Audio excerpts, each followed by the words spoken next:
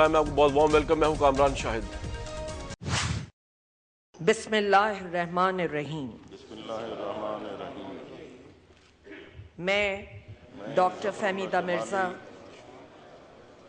सिद्क़ के दिल से हल्फ उठाती हूँ कि मैं खुलूस नीयत से पाकिस्तान की हामी और वफादार रहूँगी।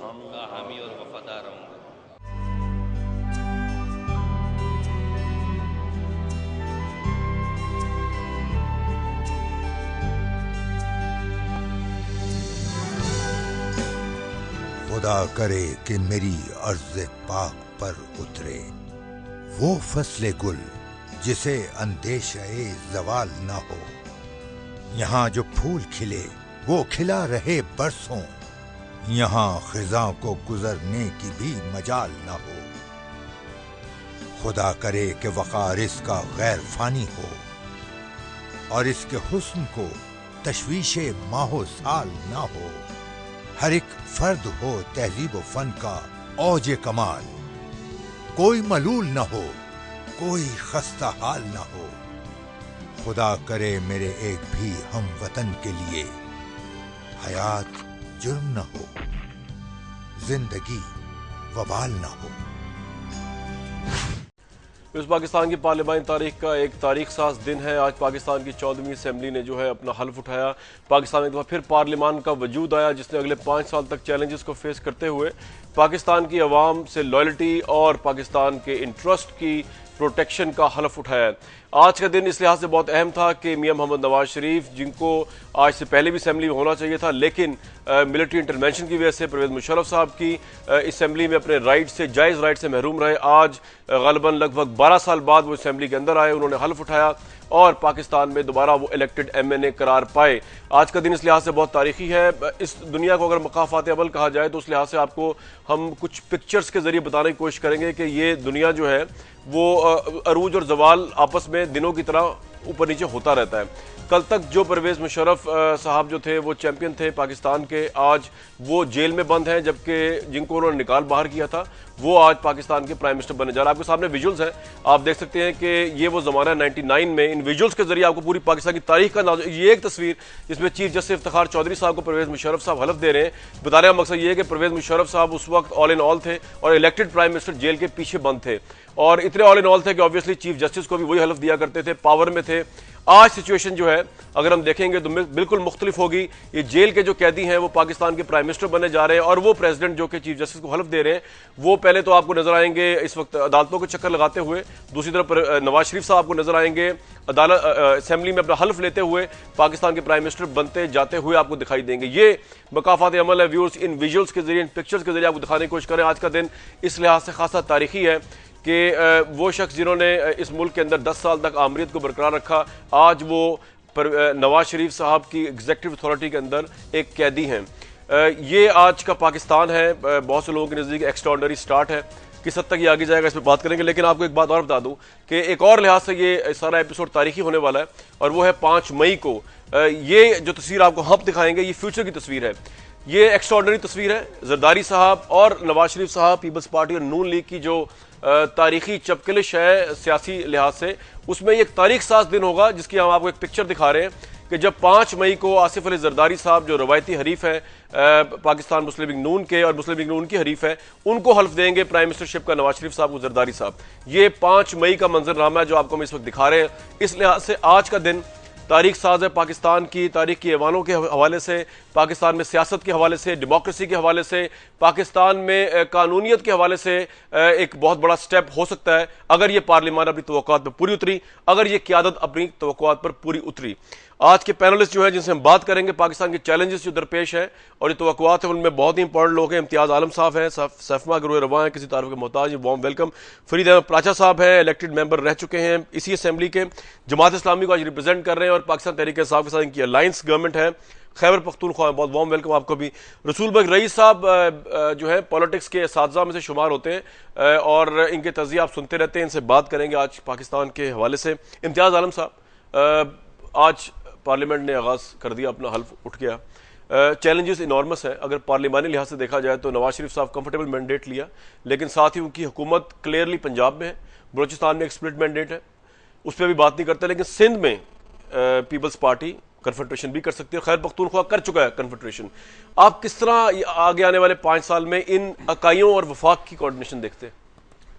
देखिए, ये इंतखाबात की बहुत बड़ी अहम नुकात है कि दहशतगर्दी के बावजूद अवाम ने और कुछ लोगों ने कहा कि ये कुफर है वोट डालना, अवाम ने उसे हकारत से रद्द कर दिया और 1970 के बाद 1970 के बाद सबसे बड़ा टर्न आउट हुआ 55% लोगों का। जी। दूसरी बात, इसकी खास बात यह कि अवाम ने मोल्लक पार्लियामेंट नहीं बनाई, लेकिन मियाँ साहब को उन्होंने वाज़ा मैंडेट दिया है और वो वज़ीर आज़म बनने जा रहे हैं। इस वक्त उनकी हुकूमत नहीं है, अभी अबूरी हुकूमत है, उन्होंने हुकूमत बनानी है जी, लेकिन वो काम नहीं कर सकेंगे, कानून साजी नहीं कर सकेंगे अगर सेनेट उनके साथ नहीं होगी, क्योंकि सेनेट में उनकी मामूली अकलियत है और उन्हें पीपल्स पार्टी और दूसरी पार्टियों को साथ लेकर चलना पड़ेगा। लेकिन वो गालिबन मुझे लगता है कि अगर पीपल्स पार्टी ने साथ दिया तो 270-260 तक वो उन्हें वोट मिलेंगे जी।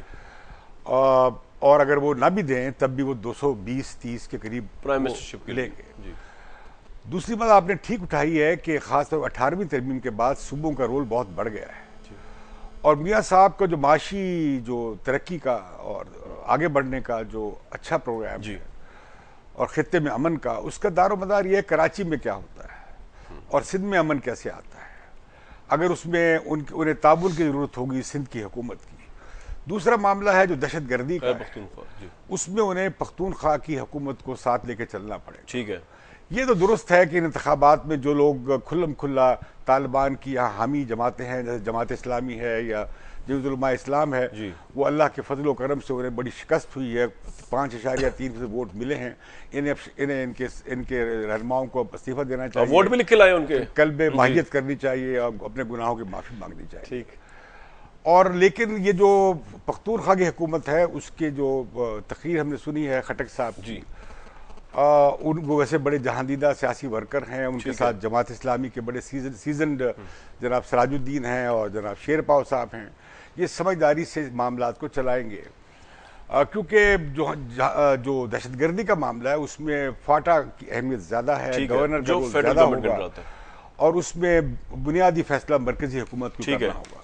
मैं कहना ये चाहता हूँ कि इंतखाबात का गुलगुला खत्म हुआ, नारेबाजी खत्म हुई, आसान था, गिरा देंगे, ड्रोन गिरा देंगे, बिजली जो है 6 महीने में बहाल कर देंगे, 2 साल में प्रैक्टिकल ग्राउंड पे। मुझे नहीं लगता कि बिजली लोड शेडिंग 5 साल। ठीक है सर, मैं मेंगल साहब को ले लूं लाइन पे। मुझे नहीं लगता कि मसाइल जल्दी हल होंगे, लिहाजा वक्त देना चाहिए हुकूमतों को। ठीक है, देखिए खैर पख्तूनख्वा से मेजर चैलेंज आएगा, इसमें डिस्कस करना है आपसे भी, प्राजा साहब से, रसूल बगरई साहब से भी, लेकिन हमारे साथ मौजूद है सरदार अख्तर मेंगल साहब। मेंगल साहब अस्सलाम वालेकुम। मेरी इन्फॉर्मेशन के मुताबिक बलूचिस्तान असेंबली का इजलास तो हो रहा है, लेकिन आप गालिबन जो है जीतने के बावजूद हलफ लेने नहीं गए, सर इसकी क्या वजूहत है सरदार साहब? हाँ शाह साहब, बड़ी मेहरबानी आपकी जो आपने इस मसले पे हमें मदू किया। सबसे अहम बात यह है कि बलूचिस्तान को जिस अंदाज से न कि सिर्फ नजरअंदाज किया जा रहा है बल्कि बलूचिस्तान के साथ जो रवैया रखा गया है, हमें उसकी मिसालें बहुत ही कमी मिलेंगी दूसरी सूबों के मुकाबले में। आज शायद हम हल्फ उठाते, मेरा सबसे गिला या शिकवा कहें उसको पाकिस्तान के उस मीडिया से भी है, अगर वो 11 मई को जिस तरह उन्होंने NA-250 को फोकस किया था, अगर बलूचिस्तान के उन हलकों को वो फोकस करते, बलूचिस्तान में इलेक्शन के दौरान जो कुछ हुआ, जिस तरह की धांधली नहीं है, इसके लिए तो कोई मुझे नया अल्फाज ढूंढना पड़ेगा, जिसको एक ट्रांसपेरेंट इलेक्शन कहा जाता था, लेकिन उस इलेक्शन में हमने ट्रांसपेरेंसी सिर्फ बैलेट बॉक्सों तक देखी, जो महदूद रही है सिर्फ बैलेट बॉक्सों की ट्रांसपेरेंट थे जी। इसके अलावा जो कुछ होता गया बलूचिस्तान में इस दौरान, बिल्कुल मीडिया ने जो है खामोशी इख्तियार की थी। पता नहीं क्यों मीडिया की कोई मजबूरी थी या कुछ वजूहत थी जिसकी बिना पर मीडिया ने इस तरह बलूचिस्तान को फोकस नहीं किया। अगर किया होता शायद बलूचिस्तान के नतायज कुछ और ही निकलते। अब हमने क्यों आज जो सेशन हुआ था उसमें हल्फ जो हो रही थी उसमें शिरकत नहीं की। हमने पाकिस्तान के हर इदारों को आजमा के देखा है। आपको याद होगा पिछले साल जो है मैं सुप्रीम कोर्ट में भी पेश हुआ जी, आप आए थे और अपना मुद्दा हमने पेश किया।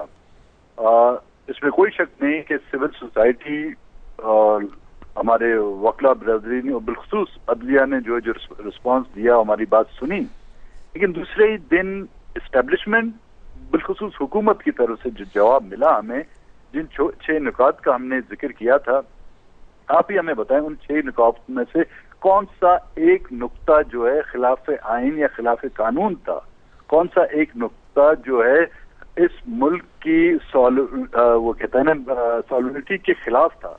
लेकिन दूसरे दिन उसको उस 6 नुकात को जो है हमारे मुंह पे दे मारा। खैर, हमने उसको भी बर्दाश्त किया। लेकिन जब इलेक्शन का मरला आया, लोगों का ये कहना था, उन डेमोक्रेटिक फोर्सेस का, जी आपका आना जरूरी है क्योंकि आप आके इन जमहूरी इदारों में बैठकर अपनी बात कहें। और हमने इस बात का अंदिया उस वक्त भी दिया था कि जी हमें नहीं आने दिया जाएगा। वो कुव्वतें जो शायद उनकी गिरफ्त पाकिस्तान के दूसरे इलाकों में इतनी मजबूत नहीं है, लेकिन उनके जबड़े जो है बलूचिस्तान में इतने मजबूत हैं कि उनको निकालना मुश्किल होगा। लेकिन उसके बावजूद भी हमने इलेक्शन में हिस्सा लिया। आप खुद बताएं कि 11 मई को इलेक्शन होता है। मैं अपनी उसकी कॉन्स्टिट्यूंसी की बात करूंगा कि जहां पर 16,000 मेरे वोट थे, 28 मई को उसका ऐलान होता है। लेकिन उसके मुकाबले में कराची की एक सीट से जो है ना एक शख्स 1,80,000 वोट हासिल करता है, उसका ऐलान जो है 4 घंटे में होता है।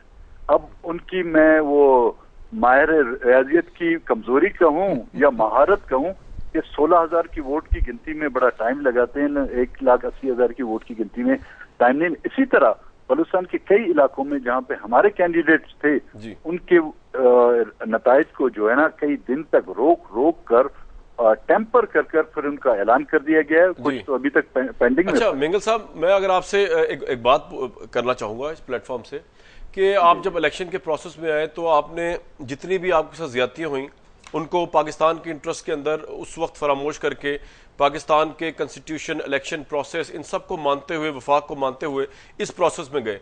अगेन अगर आपकी ये जो कंप्लेंट्स हैं कि धांधली हुई, इन सब के बावजूद लेकिन बिलाखिर खुदा ने आपको सुरखरू किया, आप इलेक्ट हो गए। जब आप लास्ट टाइम आए थे आपकी नवाज शरीफ साहब से मुलाकात हुई थी और बड़ी कंस्ट्रक्टिव आपकी जॉइंट प्रेस कॉन्फ्रेंस थी।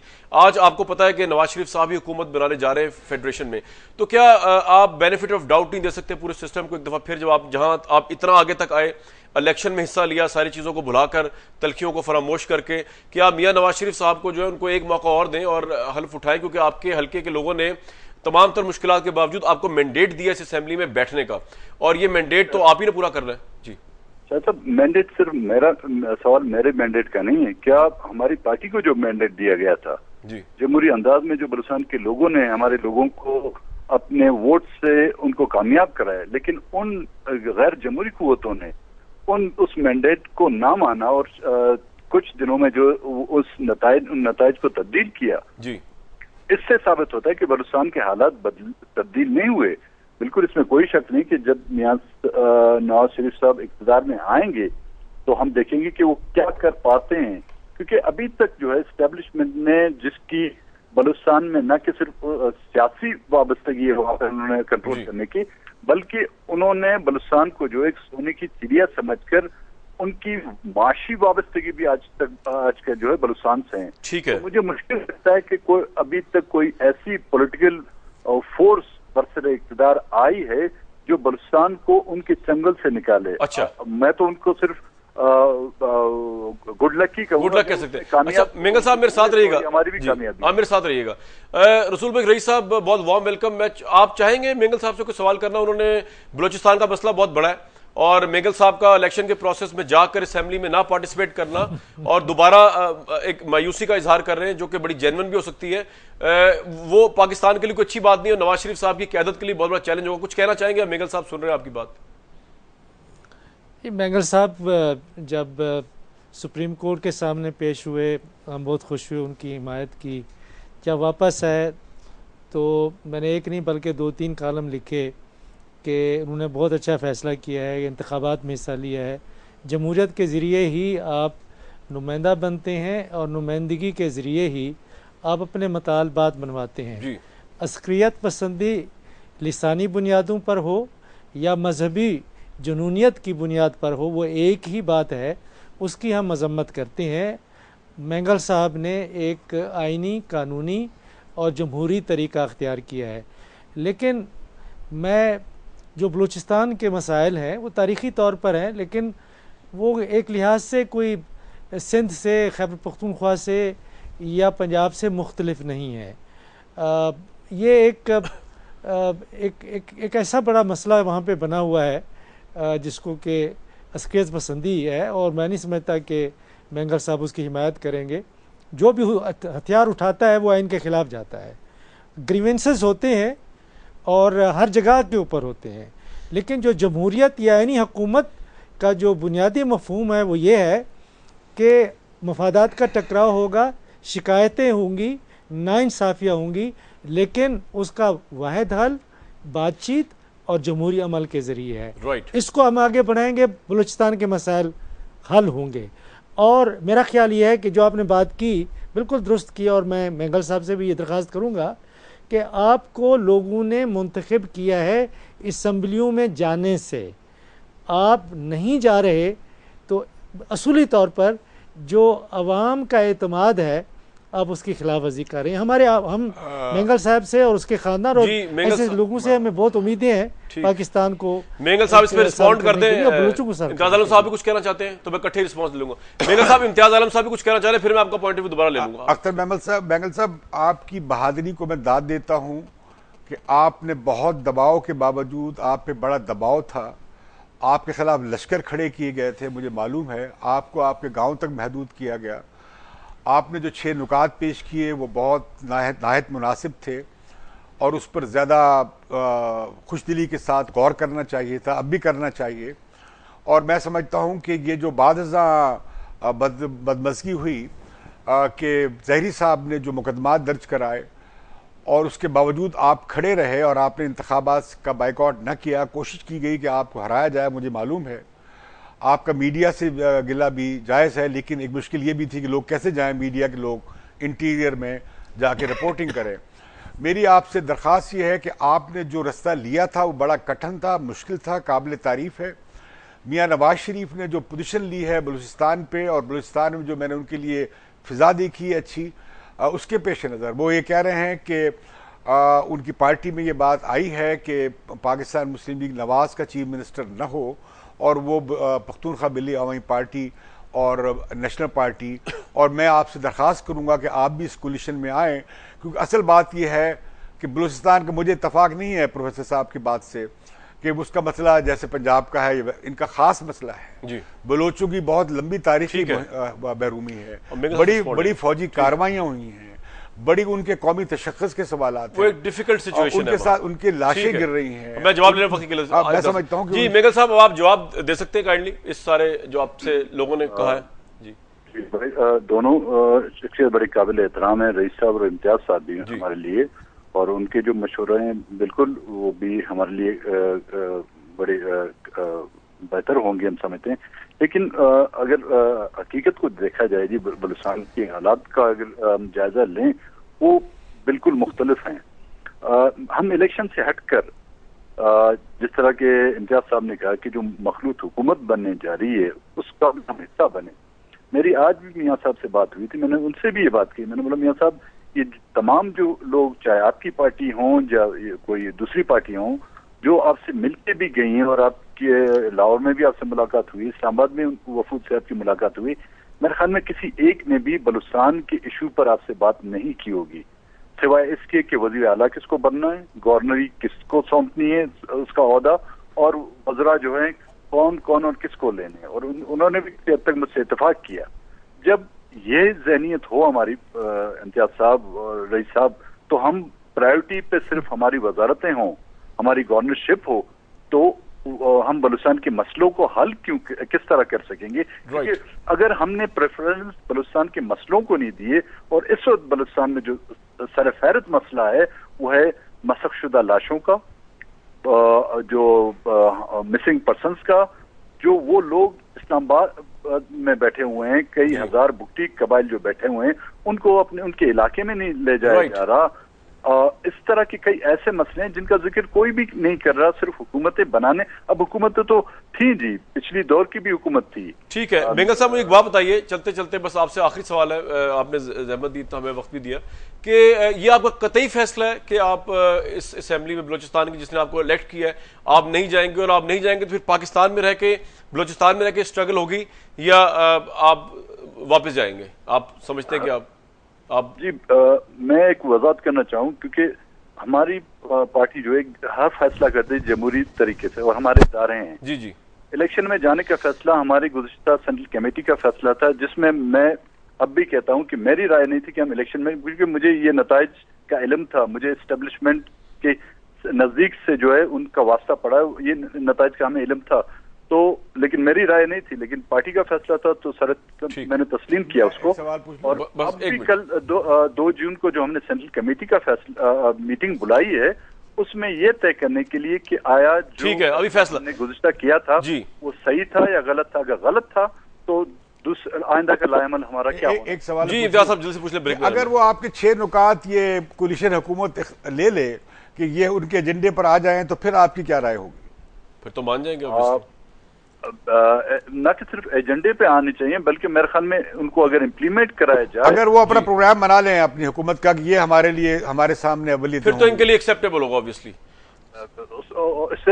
अगर मुझे मसख शुदा लाशें जो फेंकी जा रही है उनमें जो मुलविस है उनको कानून के कठेरे में लाया जाए, जो मिसिंग पर्सन है उनको बाजियाब कराया जाए, तो मैंने इलेक्शन से पहले भी ऑफर की थी कि जो हुकूमत बनने जा रही है, मैं अपनी तमाम पार्टी की सीटें जो उनके हवाले करना। बहुत शुक्रिया। क्योंकि मुझे उन्होंने चीफ मिनिस्टर की ऑफर इनडायरेक्ट अच्छा की थी, उनको भी मैंने ये ऑफर किया था कि चीफ मिनिस्ट्री आप अपने पार्टी को दे दें, मुझे मिसिंग पर्संस मेरे हवाले कर दें। नहीं, आपको मियां साहब ने ऑफर दी थी चीफ मिनिस्टरशिप की या पिछली गवर्नमेंट? ये इलेक्शन के दौरान जब ये मसला शुरू हुआ था, अच्छा। तो ऐसी अफवाहें गश्त कर रही थी कि जी अगर आपकी पार्टी अक्सरियत में आई तो हम चीफ मिनिस्टरशिप, और उस वक्त भी मैंने उनको ये कह दिया, तो मुझे चीफ मिनिस्टर। बेंगल साहब बहुत शुक्रिया, हम उम्मीद रखते हैं कि आप जो है वो बलोचिस्तान की असेंबली में जाएं और आप जो है वो बलोचिस्तान के अंदर रह के, पार्लियामेंट में रह के जो है बलोचिस्तान के हकूक़ के लिए फाइट करें। लेकिन obviously best decision can be done by you, क्योंकि आप वहाँ रह रहे हैं और आप चीज़ों को फेस कर रहे हैं। व्यूअर्स हम ब्रेक पे जाएंगे, ब्रेक से वापस आएंगे तो प्राचा साहब से मैंने शुरू करना है बात का, और रसूल बक रईस और इम्तियाज आलम साहब भी मौजूद होंगे कि स्टार्ट को अच्छा नहीं हुआ खैबर पख्तूनख्वा से, जहाँ इनकी और पाकिस्तान तहरीक इंसाफ की हुकूमत है। ड्रोन्स के मामले पर उन्होंने ये कह दिया जज्बाती अंदाज में, बहुत से लोग नाक़दीन कह रहे हैं कि अगर फेडरल में PTI की हुकूमत होती, ड्रोन ना गिरता, तो अब ताउन होगा या कन्फ्रंट्रेशन होगी। नवाज शरीफ साहब प्राइम मिनिस्टर बनने जा रहे हैं कुछ ही दिनों में, सबसे अहम मसला है। प्राचा साहब से और बाकी लोगों से पूछते हैं।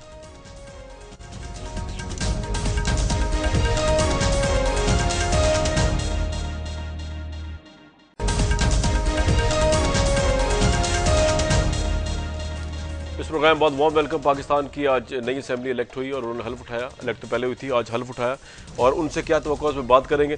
प्राचा साहब आप कतई नज़र जो भी इम्तियाज आलम साहब ने कहा उससे कतई नज़र कि आपको वोट पड़े या नहीं पड़े, आपको एटलीस्ट वहाँ तो वोट पड़ गए, इस पोजीशन में आप हैं कि आप खैर पख्तूनख्वा की हुकूमत आपके सर पर चल रही है इमरान खान साहब की, ठीक है। अब जो आपने बयान आया खटक साहब का वो बड़ा इन्फ्लेमेटरी है, वहाँ के लोगों के बहुत से लोग कह रहे हैं जज्बात खेलने से मुतरादिफ है कि आप जिम्मेदारी ड्रोन्स की मियां नवाज शरीफ साहब जिन्होंने अभी इख्तियार भी नहीं संभाला उन पर डाल रहे हैं, और आइंदा भी डालते रहेंगे, तो फिर तो कन्फ्रंटेशन चलती रहेगी।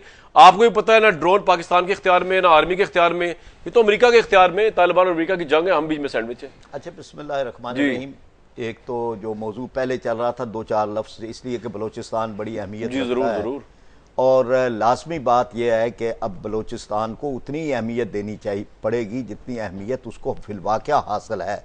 2 मुल्कों के साथ उसकी सरहद मिलती है और हमारे कई आलमी मामलात और मसाइल का ताल्लुक बलोचिस्तान के साथ है। और ये बात मैंगल साहब की बिल्कुल ठीक थी कि वो जो कहते हैं ना कि जी वोट देने वालों का, वोट कास्ट करने वाले जो हैं वो ज़्यादा मैटर नहीं करते जितने वोट काउंट करने वाले हैं। तो यहाँ वोट काउंट करने वाले बलोचिस्तान में, कराची में, हैदराबाद में, फाटा में उन्होंने जो खेल आप सबको हरा दिया। अब आए जहाँ जीते हैं उस पर जो आपकी पॉलिसी है वो बड़ी जज्बाती है। ये जो ड्रोन का मामला है ये कौमी पॉलिसी है, इस कौमी पॉलिसी का बार बार किया गया, इसका इजहार किया गया। एक मुत्तफिका करारदादें थी पार्लियामेंट की, पिछली पार्लियामेंट की, जिसके अंदर पाकिस्तान पीपल्स पार्टी भी थी, ANP भी थी, MQM भी थी, तमाम जमातें थी। और उसके बाद ये कि उसकी एक मुत्तफिका 2 करारदादें हैं, फिर उसके बाद मियां नवाज शरीफ साहब बार बार इस बात को कहते रहे कि ये हमारी सालमियत पर, हमारी सलामती पर एक हमला है। जी। कानूनी बात यह है। अब उसके बाद यह कि क्या हम बेबस हैं या क्या हमें बेबस ही रहना चाहिए। जो बात सूबा खैबर पख्तूनख्वा से कही गई है वो तो सिर्फ इतनी बात है कि इसकी जिम्मेदारी मरकजी हुकूमत पे आती है। किस तरह? बात बिल्कुल ठीक सर, है। किस तरह आएगी? देखिए उनके इख्तियार में नहीं है ड्रोन। मैं आपको बताता हूं, अगर एक ड्रोन हमला जो है वो आ जाए भारत की तरफ से और लाहौर पे, अल्लाह ना करे कि लाहौर पे हो जाए, तो सफवा वाले जो चाहे कहते रहे और उसको भारत को ये जो क्रेडिट देते रहे कि ये तो अमन का मिसाइल था जो आ गया है और ये तो, लेकिन क्या हमारी फिजाइया जो है साहब बराबर कर दिया वो हमारी फिजाइया जो है वो क्या इंतजार करेगी पार्लियामेंट का? क्या वो इंतजार करेगी मियां नवाज शरीफ का? तो फजाइया की जिम्मेदारी है, फौज की जिम्मेदारी है ना ड्रोन गिराना। आप ये कह रहे हैं? मैं यही कहना चाहता हूं, बुनियादी तौर पर यह जिम्मेदारी है, इदारों की जिम्मेदारी है, फिर उसके बाद पॉलिटिकल गवर्नमेंट की जिम्मेदारी है। अगर इदारे अपनी जिम्मेदारी अदा नहीं करते तो वजीर दिफा भी मौजूद है, सेक्रेटरी दिफा भी मौजूद है। इस वक्त तो कोई भी नहीं ना है भाई, इस वक्त नहीं, मैं तो आने वाली बात कर रहा हूं। ये भी बात जो हुई है वो तो आने वालों के बारे में हुई है ना कि ये मरकजी हुकूमत की जिम्मेदारी है। अगर गुज़श्ता हुकूमत ने नहीं की तो अब ये करनी चाहिए। ये हमारी आजादी पर, सालमियत पर सलामत है। अभी एक मुज़ाकरात की बात चल रही थी, जब भी मुज़ाकरात की बात चली है अमेरिका ने सब ठीक है। अब रईस साहब, हमने तो बैनुल अक़वामी पॉलिटिक्स के तराजुल में यही पढ़ा कि जस्टिस और मोरालिटी, सच झूठ, इसके म्यार जो है वो सुपर पावर्स तय करती हैं। इसी तनाजुर में ड्रोन्स का मामला भी वो तय करती हैं, किससे वॉर करनी किससे नहीं। तो हम अपने पार्लियामेंटेरियंस को समझाना पड़ेगा या हम गलत हैं इस लिहाज से कि ड्रोन्स पे अगर हम कहेंगे जी हमारे इख्तियार में नहीं है, ये कितना बड़ा चैलेंज है नवाज शरीफ साहब के लिए? ये मेरा ख्याल है कि हमें जो पार्लियामेंटेरियंस हैं उनको समझाना पड़ेगा कि देखें ड्रोन अटैक्स कहाँ पे हो रहे हैं। जहाँ पे दहशतगर्द मौजूद हैं, उनके अड्डे हैं, जहाँ पे वो तंजीमें बनाते हैं, जहाँ से पाकिस्तान के शहरों में और अफ़गानिस्तान में हमले करते हैं। यही कैफियत यमन में है, यही कैफियत सोमालिया में है। इन ममालिक में ड्रोन हमले हो रहे हैं और अगर पाकिस्तान या भारत या नेपाल किसी मुल्क के किसी हिस्से से दहशतगर्द जमा हो गए और किसी और मुल्क के खुसूसन मगरब के खिलाफ उन्होंने कार्रवाइयाँ की तो वहाँ भी ड्रोन फेंके जाएंगे। ये मुस्तकबिल को होगा कि यहाँ जो जिम्मेदारी जल लेनी चाहिए वफाकी हुकूमत को, जमात इस्लामी को और बाकी सब लोगों को, वो ये है कि दहशतगर्दी के ख़िलाफ़ ये बात करें। और जो दहशतगर्द गिरोह इस वक्त कबायली इलाके में जमा है, हमारी फ़ौज के ऊपर हमले कर रहे हैं, हमारे शहरियों को कत्ल कर रहे हैं, उनके खिलाफ ये बात नहीं करते। फ़ौरन अमेरिका की तरफ इनकी तवज्जो चली जाती है। जब ये दहशतगर्द गिरोह जो हमारी जिम्मेदारी बनती है, अगर ये ऑफकोर्स अगर कि मुझे बात नहीं करनी चाहिए कि ये इलाके पाकिस्तान का हिस्सा है और यहाँ से दहशतगर्दों का सफाया करना, चाहे आप बातचीत से करें चाहे आप असलहे से करें, ये हमारी जिम्मेदारी बनती है कि अफ़गानिस्तान में ये न जाए और पाकिस्तान के किसी इलाके में या किसी और मुल्क में जाके ये हमले ना करें। असल में जो पाकिस्तान के इक़्तिदार आला की खिलाफ वर्जी है ये गिरोह कर रहे हैं, और ना सिर्फ ये गिरोह खुद कर रही हैं बल्कि मूजिब बन रहे हैं, सबब बन रहे हैं जो अमेरिका हमारे इक़्तिदार आला की खिलाफ वर्जी कर रहा है। रसूल बख्श साहब, ये तो आपने बजा फरमा दिया, एक पॉलिटिकल जवाब आपने बड़ा जबरदस्त एनालिसिस किया आपने पॉलिटिक्स का। लेकिन मेरा फिर सवाल उससे बढ़ गई है कि अब आप जब देख रहे हैं कि नई पार्लियामेंट बनने जा रही है, नई हुकूमत आने जा रही है, तो उसमें पाकिस्तान तहरीक इंसाफ का तो जो मौकफ है वो आपके सामने, परवेज खटक साहब ने किसी पब्लिक फोरम पे नहीं, असेंबली में खड़े होकर पॉलिसी स्टेटमेंट दी है अवाम को। उन्होंने ये कहा है कि जी अगर हमारी हुकूमत होती फेडरल में, नवाज शरीफ साहब की ना होती, तो आज ये ड्रोन ना होता। तो कहने का मतलब ये कि सारी जिम्मेदारी उन्होंने डाल दी है नवाज शरीफ साहब पे। तो लोकल लेवल पे अब आप ये इस कौमी इशू के ऊपर जो बड़ा सेंसिटिव है दहशतगर्दी, जिसमें यूनिटी चाहिए तमाम फेडरेशन के यूनिट्स की, वहां पीटीआई को और पीएमएल को लड़ते हुए देख रहे हैं आप फ्यूचर में? देखिए, अगर ये जो बड़े बड़े मसाइल है ना पाकिस्तान के जी, उनका इन्होंने फुटबॉल खेलनी है या क्रिकेट खेलना है तो फिर पाकिस्तान के मसाइल हल नहीं होने लगे कि ये अंदरूनी तौर पर इनको देखना होगा, मिलजुल के आगे चलना होगा, अमेरिका से भी बात करनी होगी। उसूली तौर पे मैं समझता हूँ कि ड्रोन अटैक्स गलत हैं, नहीं करने चाहिए। मैं तो एक अमली सियासत की बात कर रहा हूँ कि अमली तौर पर क्या होगा कि अगर मैं मुखालफत करता हूँ या कोई और मुखालफत करता है तो उसकी बुनियाद अखलाकी है, क्योंकि उसमें जो इनोसेंट लोग हैं वो भी मारे जाते जी, हैं। बिल्कुल। और ये हर जगह के ऊपर उसकी मुखालफत हो रही है, होनी चाहिए, उसूली तौर पर मुखालफत करें, लेकिन अगर अमली सियासत के तकाजे ये हैं कि उसके जो असल मुहर्रिकात हैं उनको समझें और उनको हल करें। लेकिन जहाँ तक कि PTI और PMLN का ताल्लुक है, मेरा ख्याल ये है कि उनके मंशूर मिलते जुलते हैं, मसाइल को हल करें। जब तक मसाइल को हल नहीं करेंगे अवाम में मायूसी पैदा होगी, मायूसी पैदा होगी तो उस मायूसी से मुख्तलिफ ग्रोह जो है फायदा उठाने की कोशिश करेंगे। ठीक है प्राचा साहब, ये इनकी बात का मतलब ये कि प्राचा साहब कि आपके घर के पास जो पड़ोसी है वो तो आपको जो है वो गोलियां मार रहा हो तो आप भी अमेरिका बनने में मजबूर हो जाएंगे, आप भी ड्रोन मारेंगे उसको। तो हमने अपने मुल्क का घर साफ नहीं किया अभी तक। देखिए कामरान, एक बात तो रसूल बख्श साहब बड़े ही काबिल उस्ताद भी हैं और हमारे दोस्त भी हैं जी, लेकिन ये एक बात अकल की, फहम की, फरासत की, दलील की है, वो तो ये है कि ये कौन डिसाइड करेगा कि ये दहशतगर्द है। क्या अमेरिका को ये अथॉरिटी दुनिया ने दे दी है कि जिसको वो कहे कि ये दहशतगर्द है वो दहशतगर्द है? किसी अदालत ने कहा हो, फिर हमारे इलाके में है ना वो दहशतगर्द है। अब हमारे इलाके में आके दहशतगर्दों को मारने का इख्तियार किसने अमेरिका को दिया है? फिर उसके बाद ये कि अगर यही दलील है कि कहीं भी कोई दहशतगर्द किसी के खिलाफ कोई वहां कर रहे हैं, तो भारत का वजीर दाखिला भी, भारत के वजीर खारजा दोनों कह चुके हैं कि दहशतगर्दों के कैंप हमारे इलाके में मौजूद हैं और समझौता एक्सप्रेस पर हमला करने में जिनमें पाकिस्तानी मारे गए थे उसके सारे मुजरम जो हैं वो वहां पे मौजूद है। तो क्या पाकिस्तान भी वहां पर ड्रोन हमले करे? और अगर वो करे तो क्या ये जायज होगा? तो ऐसे दलाइल नहीं देनी चाहिए कि जो दलाइल जो है वो साम्राज्य दोनों चीजें डिफरेंट है। लेकिन ये तो साम्राज्य ये मैं इसलिए इशू आज एक मिनट आपने पॉइंट आ गया कि इशू उठाया हुआ कि ये पाकिस्तान की आइंदा पार्लियामेंट को यही फेस करेगा, दहशतगर्दी सबसे बड़ा मसला होगा। पाकिस्तान पे कोई हमला करे, हिंदुस्तान करे, सऊदी अरब करे, ईरान करे, अमेरिका करे, रूस करे, चीन करे, कोई करे, उस पर हम सब इनसे बढ़कर जो कुछ कुर्बान हो सकता है अपनी धरती पे करेंगे। ठीक है, लानत भेजते हैं जो अपने मुल्क पे हमला हो और उस पर खामोश रहे। दूसरी बात यह है कि मेरे घर पे मुझे कत्ल किया जा रहा है, आप आते हैं और गोली मार के मेरे कातिल जो कत्ल कर रहा है मेरे बच्चों का उसे मार देते हैं, तो मैं क्या करूंगा? मेरा रद्द-ए-अमल क्या होगा? ये दुरुस्त नहीं है। मैं तो वली रहमान के कत्ल पे भी खुश नहीं हूं। मैं तो चाहता हूं कि इन लोगों को पकड़ा जाए।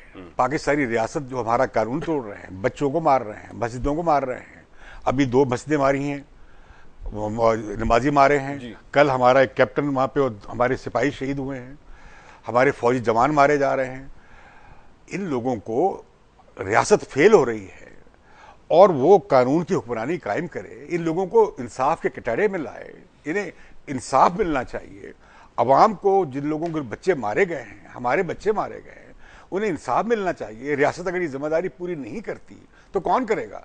दूसरी बात, ये जो इमारतें बन गई हैं, आप नहीं कर सकते ये बात, किसी को नहीं रोक सकते कि आपके इलाके से जब कोई जो आपका इलाका आपके हाथ से निकल गया है, ये एमिरेट्स कोई और है, नॉर्थ वजीरिस्तान पाकिस्तान में नहीं है, उस पर हमारी सॉवरेंटी नहीं है, इक़्तिदार आला खत्म हो गया है।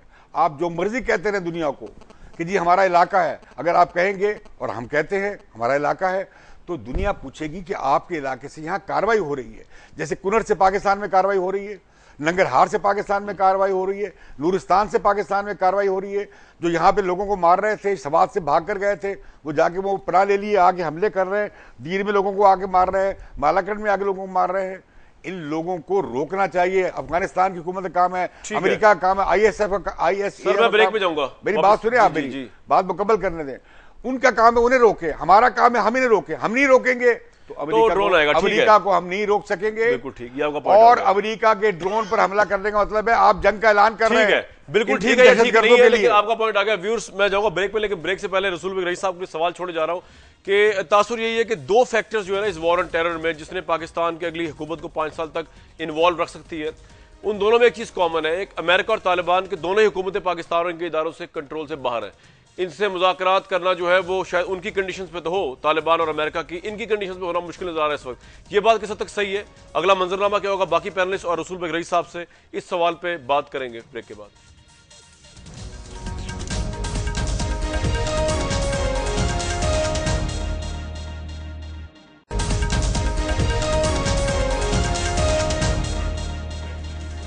प्रोग्राम बहुत वार्म है। रसूल भाई, रईस साहब, जहां तक डिस्कशन पहुंची थी आपके सामने रख दूं, आइंदा का मंजरनामा आप क्या देखते हैं? तालिबान तो बैकआउट कर गए और तालिबान भी हमारे कंट्रोल में नहीं है। अमेरिका कहता है बोस्टन से लेके फाटा तक जहां भी जरूरत पड़ी ड्रोन चलाएगा, वो भी हमारे कंट्रोल में नहीं है। ये कितना बड़ा डिफिकल्ट सिनेरियो है अगली हुकूमत के लिए, दहशतगर्दी?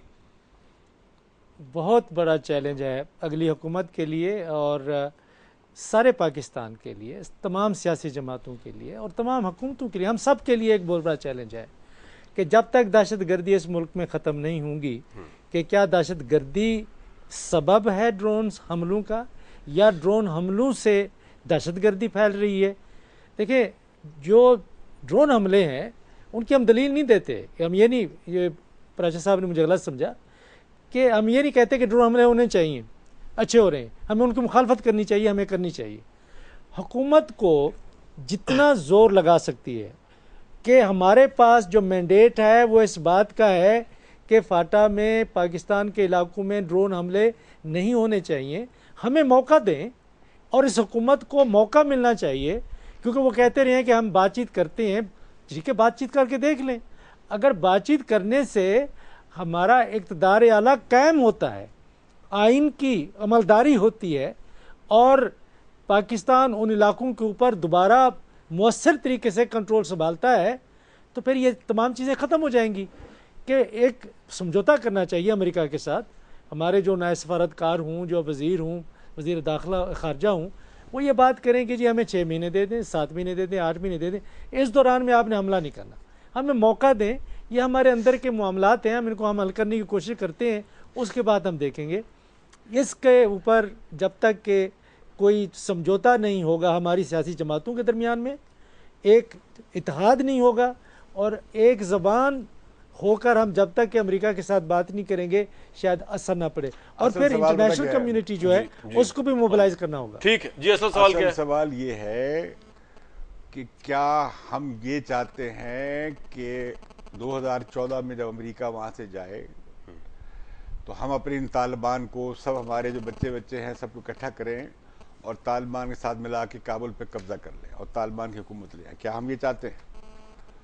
अगर तो हम ये चाहते हैं, अगर तो हम ये चाहते हैं, फिर हमें ड्रोन भी गिराने चाहिए, हमें इनको, इनकी पनाहगाहें भी रखनी चाहिए, इन्हें तरबियत भी देनी चाहिए, पैसे भी देने चाहिए, हमारे मौलाना को, प्रजा साहब को वहाँ जहाज में जाना चाहिए, शहीद होना चाहिए। फिर हम दुआ किया करेंगे इनके लिए तो गाजी हो जाए कि अल्लाह ताला इनकी शहादत कबूल फरमाए और इन्हें अल्लाह ताला शहादत का मौका दे। और आपके नसीब में तो नहीं है, हमारे नसीब में तो ना ही हो। अच्छा है, हम तो गाजी अच्छे। अच्छा शहादत साहब जी जी, अच्छा, बहुत बड़ी चले, ये तो बड़ा ऊंचा मुकाम दे दिया आपको आज, जो ना चाहते हुए। इसमें ये है बातें जी, लेकिन ये उनको तो बोला था आपने सारे फतवे लगा दिए हम उनके वो ऊपर। नहीं चाहते, अगर तो हम फसाद नहीं चाहते, अगर हम अपना मुल्क बचाना चाहते हैं। और मैं आपको बताऊं एक बात, जो लोग ये सोचते हैं कि वहां पे मुल्ला उमर को लाना है काबुल में और इन तालिबान को मिला के वहां पे हमने अपनी एक स्ट्रेटेजिक डेप्थ बनानी है, मैं उन्हें कह रहा हूं, पाकिस्तान के बेहतरीन सपूत और पाकिस्तान के सबसे वफादार इंसान के तौर पर, कि हमारा मुल्क टूट जाएगा और टूटेगा। ठीक है, लेकिन हम ये भी नहीं बर्दाश्त कर सकते और ये सारे पख्तून,